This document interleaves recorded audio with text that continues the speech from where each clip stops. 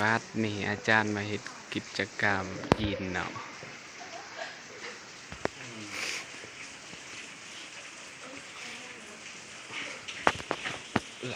โอ้ฟันมูทีอยู่ทดลอง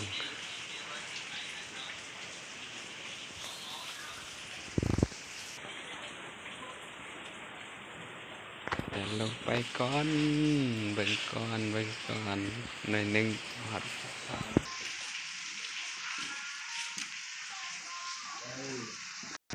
คุณมาขาเลยมาหาปูกูเหรอ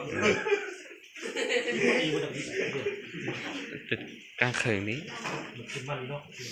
อันนั้นเลยยอมตีเดียววันนี้เนาะไปหาคนนี้บอกมานี่ฉันอันมานี่นั่นเสร็จบอก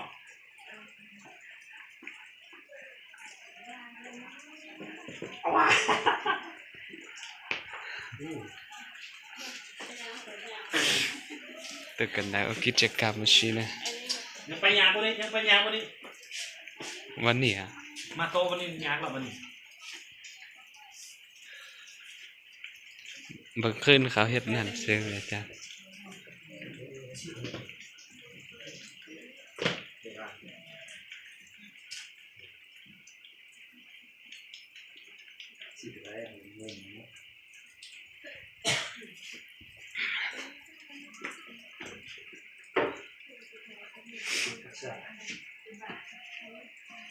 ไม่ยอ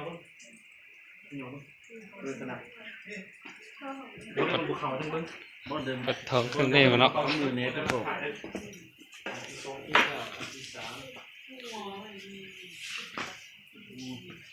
ขัดขาลมเบิ่งนี่เนาะโอ้ยใหญ่ปิ้งเรียก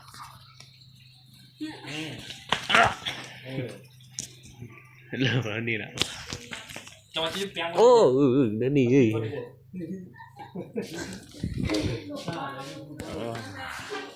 ที่คน